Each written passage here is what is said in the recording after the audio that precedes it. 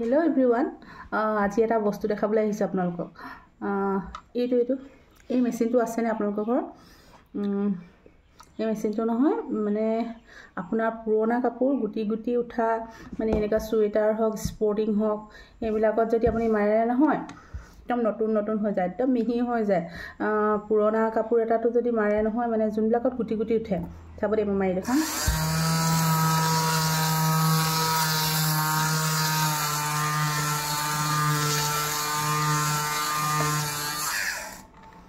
এই আছে এই বস্তুটো মানে ইয়াত সোমাই যায়, ইয়াত একদম ধুনীয়াকৈ।